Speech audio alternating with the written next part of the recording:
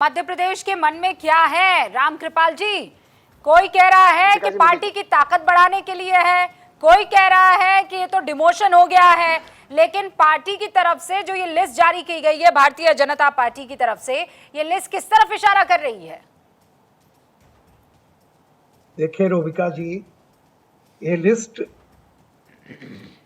उसी तरह से मैं एक बात कहूंगा कि राजनीति में या कारपोरेट में जो नंबर 1 होता है उसके सामने हमेशा एक खतरा होता है कि बाकी लोग तो उसकी आसानी से नकल कर लेते हैं और नंबर 1 को अपनी पोजीशन बनाने के लिए हमेशा उसको नित नए प्रयोग करने पड़ते हैं। और देखिए बीजेपी के पास आज क्या है, उसको खोने का डर भी है और पाने की भी चिंता है। कांग्रेस को खोने का डर नहीं है, उसको सिर्फ पाने की चिंता है। तो दोनों की रणनीति में फर्क होगा हमेशा। तो जो कांग्रेस आज ये सोच रही है, अभी जैसे वकार भाई जो कह रहे थे, देखिए एक परिवार में एक कलेक्टर होता है, एक प्राइमरी का मास्टर होता है। हाँ। लेकिन जब दोनों घर में आते हैं ना, तो दोनों को जो भी काम माँ बता देगी या बाप बता देगा वो दोनों काम करते हैं।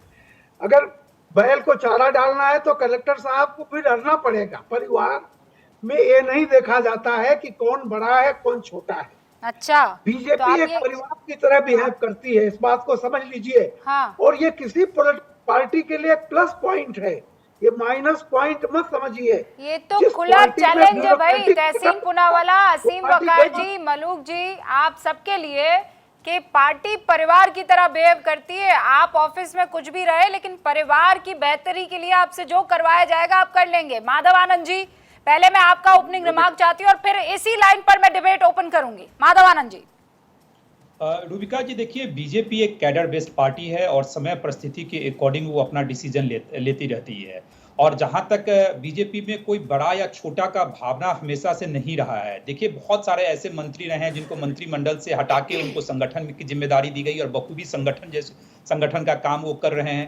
जेपी नड्डा जी भी पूर्व में मंत्री थे और अभी राष्ट्रीय अध्यक्ष हैं। तो इस तरह बीजेपी जैसो अपना काम करती रहती है। और सबसे ज्यादा संगठन पे अगर कोई पॉलिटिकल पार्टी काम करती है तो यह कहने में मुझे कोई हिचकिचाहट नहीं है कि मैं भी एनडीए का पार्ट हूं, वो बीजेपी है।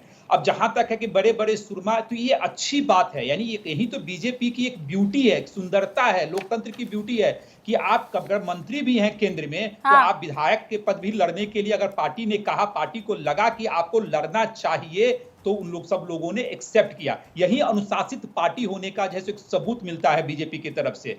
जहां तक बात है, आपने कहा कि मध्य प्रदेश में क्या होगा, ज्योतिरादित्य सिंधिया ने तो कहा ही है कि मध्य प्रदेश के जनता के दिल में मोदी जी और मोदी जी के दिल में मध्य प्रदेश।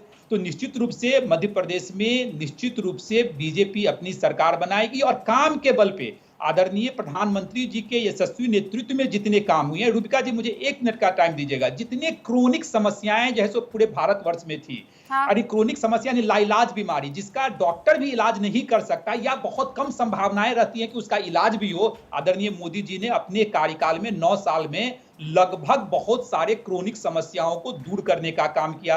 जैसे जम्मू कश्मीर का मामला हो, आतंकवाद का मामला हो, राम मंदिर का मुद्दा आज से अरे सर, लेकिन ये राम मंदिर, 370, आतंकवाद, ये जितने भी मुद्दे आप बता रहे हैं, ये लोकसभा चुनाव में राष्ट्रीय हित में जो काम हुआ है ये मुद्दा उठाया जा सकता है। लेकिन फिलहाल में विधानसभा के जो इन 5 राज्यों के चुनाव होने वाले हैं, इसमें क्या ये मुद्दे हावी रहने वाले हैं या फिर सरकार को लेकर, सरकार के प्रदर्शन को लेकर जनता वोट करने वाली है? एक बहुत सरल सवाल। और यही वजह है कि एंटी इनकम्बेंसी को देखते हुए सीधे तौर पर यह लिस्ट जारी की गई है। 40 में से मेरे पास आंकड़ा यह कहता है 37 सीट ऐसी थी जहां पर बीजेपी को हार मिली थी। और शायद यही वजह है कि बीजेपी शुरू से ही इस काम पर लग गई है कि सारे दिग्गज उतार दो मैदान में, कोई तीर खाली ना जाने पाए।